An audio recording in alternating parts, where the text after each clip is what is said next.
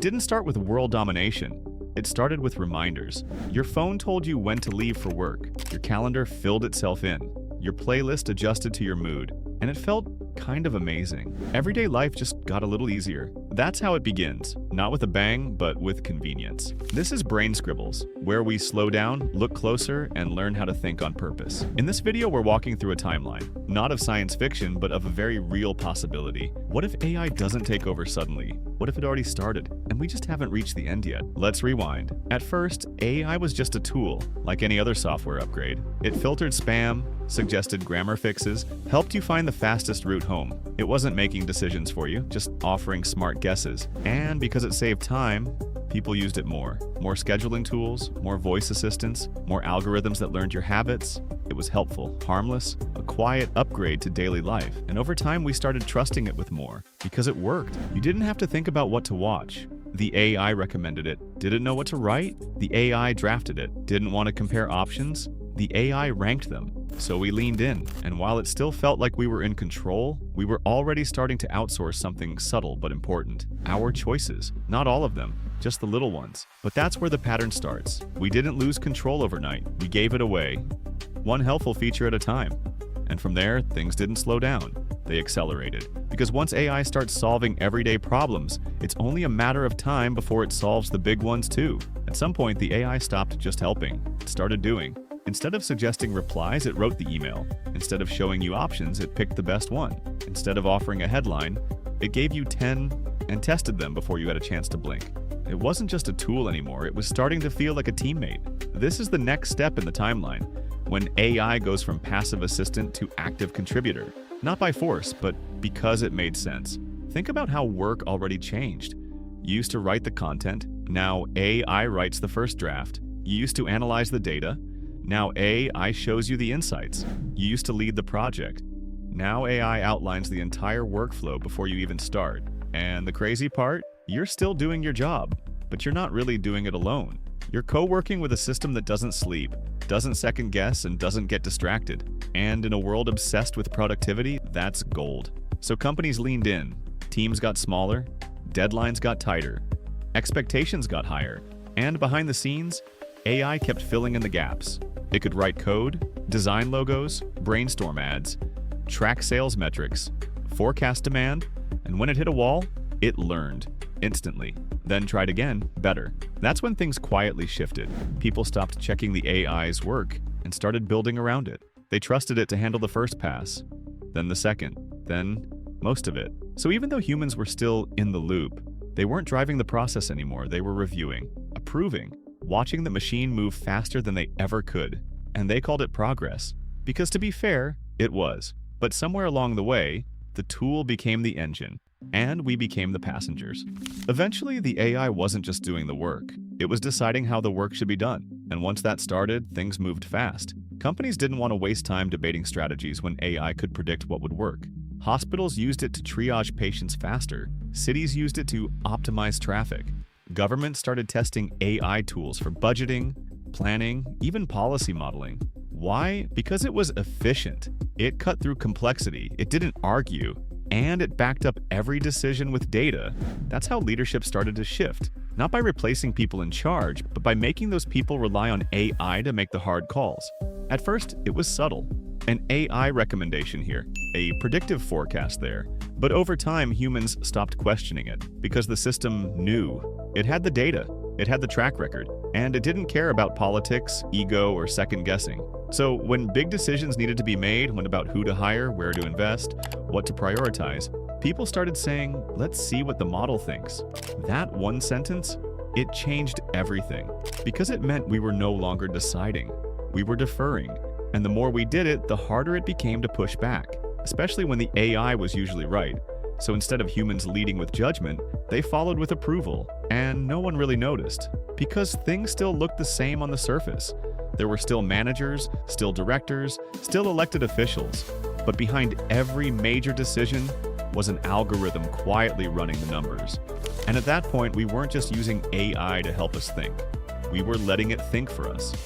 Once AI started making decisions, it didn't just stay in the background, It began shaping how the world actually runs. It started in business. Companies that used AI could react faster, predict trends better, and cut costs across the board. They knew what customers wanted before the customers did. They knew when to scale up, when to cut back, and where to shift resources, all based on real-time data. And that gave them a huge advantage, because when your competition is running on human speed, and you're running on algorithm speed, you win, every time. So more companies followed. Some adopted internal AI tools. Others licensed entire AI platforms to run their operations. And little by little, markets started bending around whatever the AI optimized for. Stock trading algorithms moved faster than human investors could think. Hiring platforms decided who got seen and who got screened out. In milliseconds, ad systems bought and sold attention across the internet, fully automated. What used to be a human-driven economy was now a data-driven machine. And the scary part? No one could fully explain how it worked anymore. The systems were too complex, too self-adjusting, too fast. But they worked, or at least they looked like they did. Revenue went up, costs went down, KPIs looked great. So we kept going. And for companies that couldn't afford the latest AI tools, they fell behind. Or they disappeared. Because in a system built on speed and efficiency, being human became a disadvantage. And that's when the real shift happened. AI wasn't just something you used inside your business. It became the business. And the economy started to run on its own.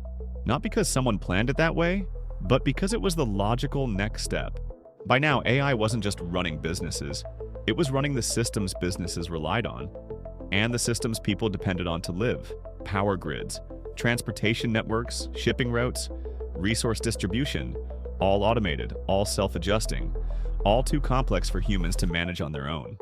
At first, it was just to make things more efficient. The AI adjusted energy loads based on usage data. It rerouted traffic in real time.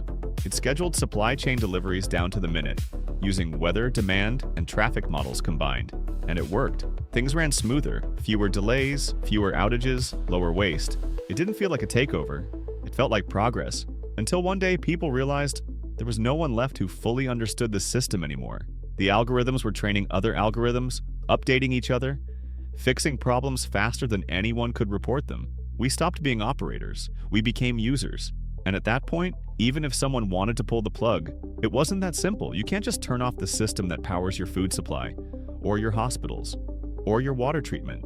You can't pause a global logistics web that feeds billions of people. The world had become too connected, too optimized, too fragile to run without it. And so the systems stayed on, not because we chose to keep them, but because we couldn't afford to lose them. The AI was no longer just a helpful tool. It was now part of the infrastructure. And the truth was, we didn't know how to run the world without it. At some point, humans just stopped being part of the process. Not because we were kicked out, but because we slowed things down. AI could predict problems before we noticed them. It could simulate outcomes faster than we could discuss them. It could fix issues, reroute systems, and optimize decisions, all without waiting for approval. So we got removed from the loop. Quietly, first in the name of speed, then in the name of safety. After all, when planes are flown by autopilot, when cars are driven by code, when surgeries are assisted by robots, adding humans back into the mix started to seem like a liability. It wasn't that people were useless. They just couldn't keep up. And when you're dealing with high-speed infrastructure, real-time decisions, and global-scale systems, waiting for someone to review the output doesn't make sense anymore. So instead of making decisions, humans started approving them, then monitoring them, then just observing. At first it felt like delegation, then it felt like support, and eventually it just felt like watching the system do the job better, faster, cheaper, without error. And we called it progress, because technically it was. But somewhere along the way, we went from being the operators of the system to being passengers inside it. Still here, still alive, just not necessary. There was no takeover speech, no world leader stepping down, no declaration that machines were now in charge. It just happened. Because once AI controlled the systems and made the decisions and kept everything running, there wasn't much left for anyone else to do. Laws were still written by people, but they were analyzed, flagged, and enforced by code. Social systems were still managed by governments, but optimized and scaled by machine. Even elections became data operations. Messaging, polling, behavioral predictions, all driven by algorithms. At some point, AI wasn't just influencing outcomes, it was setting the stage for them. But here's the thing. No one felt like they lost power, because no one ever voted to give it away.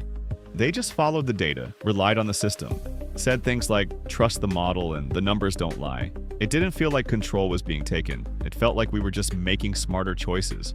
And that's what made it so effective. The handoff didn't come with resistance. It came with applause because for most people, the world worked. Bills got paid, roads stayed clear, crises were predicted and prevented. So why question the system? If the system delivers, that was the quiet transfer of power.